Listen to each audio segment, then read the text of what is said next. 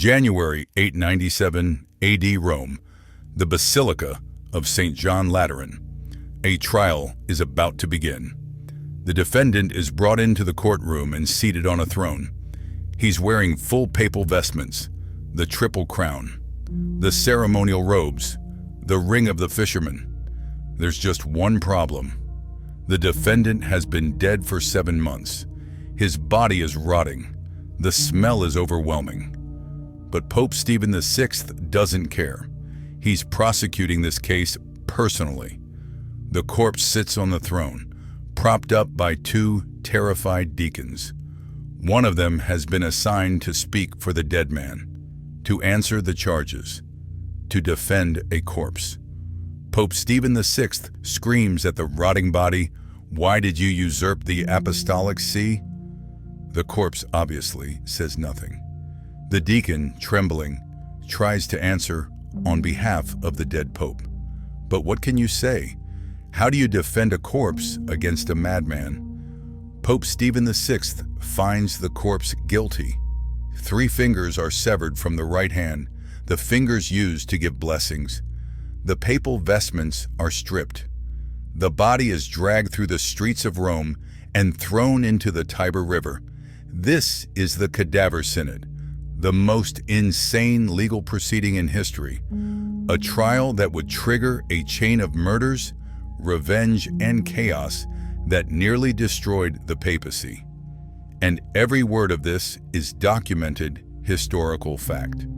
To understand how the Catholic Church ended up putting a corpse on trial, we need to understand late 9th century Rome. This wasn't the powerful, unified church you might imagine. This was the Pornocracy, the period historians literally call the rule of prostitutes. A time when the papacy was controlled by wealthy Roman families who treated it like a prize to be fought over. Popes were murdered regularly, poisoned, strangled, thrown in prison. The average papal reign during this period was 4 years, not because of old age, because of assassination. Into this chaos came Pope Formosus. Formosus became pope in 891 AD. He was elderly, experienced, and by all accounts, a capable administrator.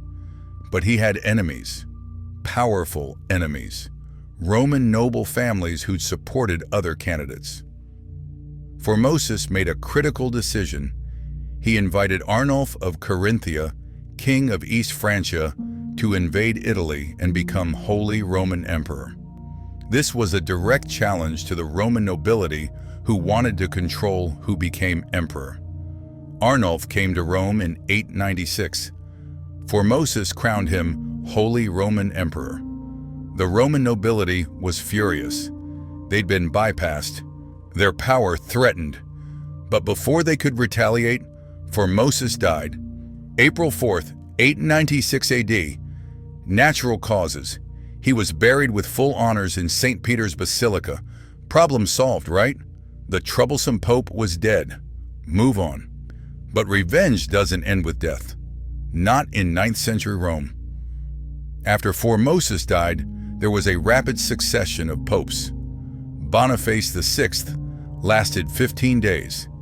Then Stephen VI was elected.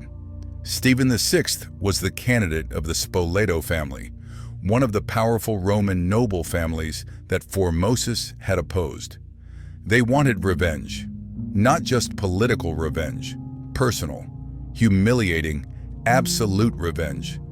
And Stephen VI was willing to give it to them.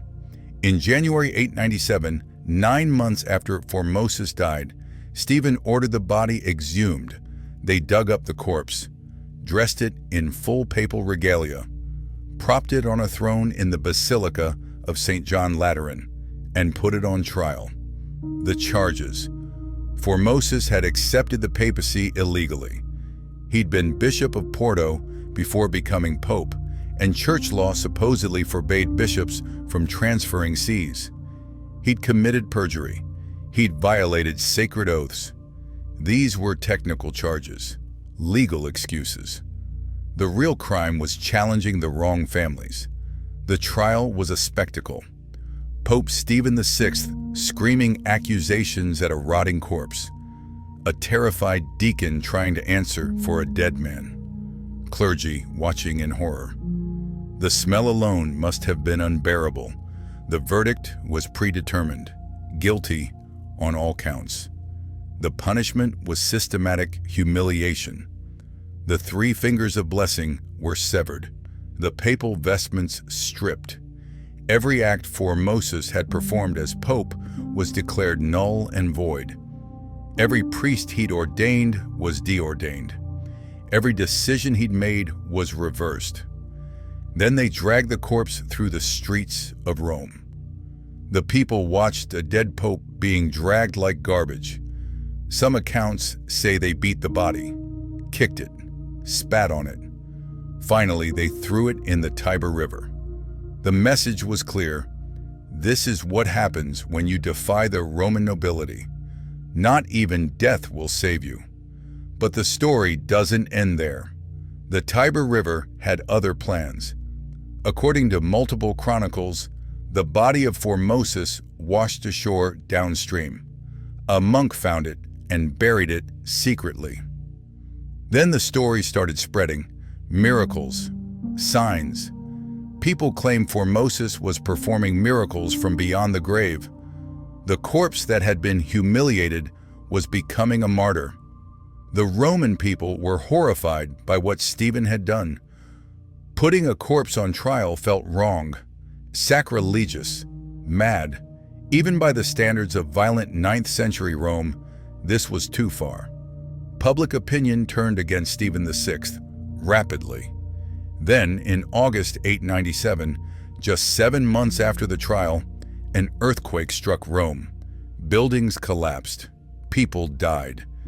And the Romans decided this was divine judgment for the Cadaver Synod. A mob rose up. They stormed the Lateran palace. They captured Pope Stephen VI. They threw him in prison. Then they strangled him to death. Stephen VI, the pope who put a corpse on trial, was murdered by his own people. But the chaos was just beginning. After Stephen's murder, the papacy descended into absolute madness. Romanus became pope, lasted 4 months, died under mysterious circumstances. Theodore II became pope, lasted 20 days, died. Then John IX became pope. He immediately called a synod to clean up the mess. They declared the Cadaver Synod invalid. They rehabilitated Formosus. They reburied his body with honors. But the families that had supported Stephen weren't done. They wanted revenge for the revenge for the revenge. Sergius III became pope in 904. He was from the same faction as Stephen VI, and he declared that actually the Cadaver Synod had been completely valid. Formosus was guilty. All his acts were void. This meant every priest ordained by Formosus was not actually a priest. Every bishop he'd consecrated was not actually a bishop. The entire church hierarchy was thrown into chaos. Were your sacraments valid? Had you been baptized by a real priest? Married by a real priest?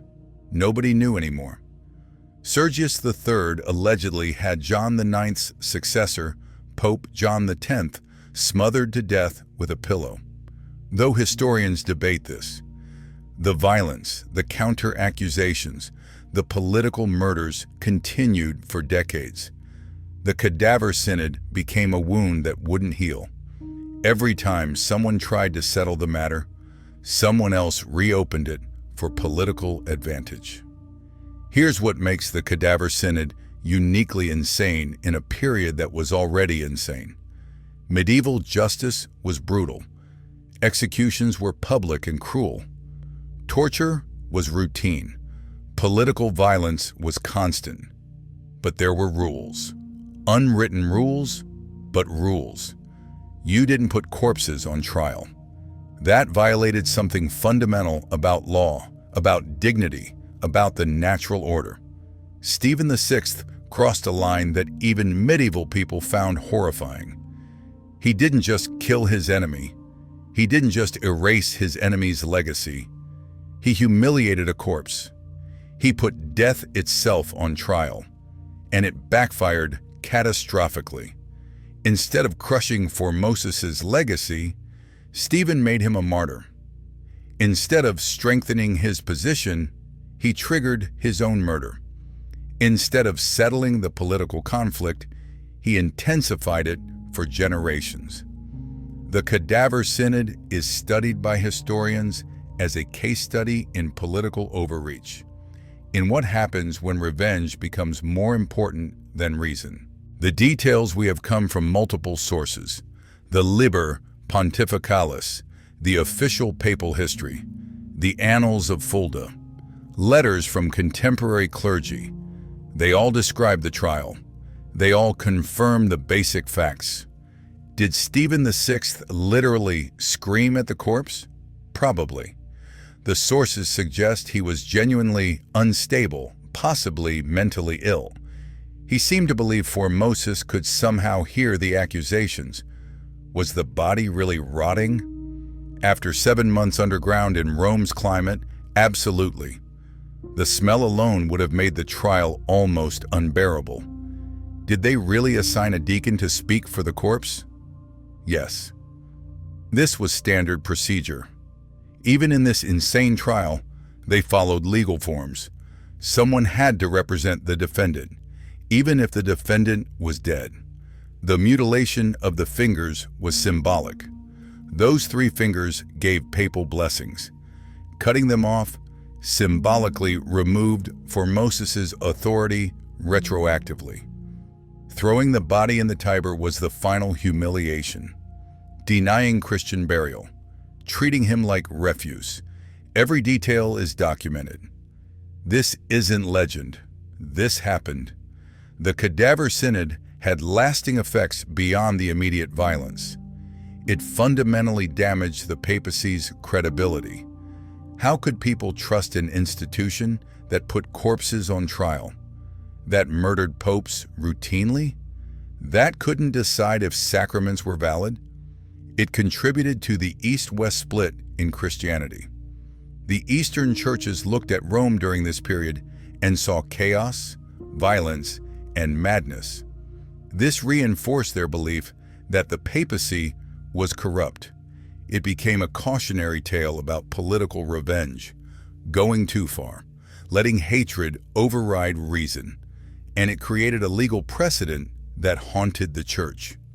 For decades after, any pope's actions could potentially be declared void by claiming their ordination was invalid because it came from someone ordained by Formosus.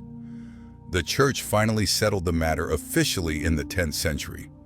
Formosus was valid. His ordinations counted. The Cadaver Synod was declared invalid. But the damage was done. The papacy's reputation during this period never fully recovered. Today, the Cadaver Synod is remembered as the most bizarre trial in history. Law schools sometimes use it as an example of legal absurdity. Historians use it to illustrate how far political violence can go.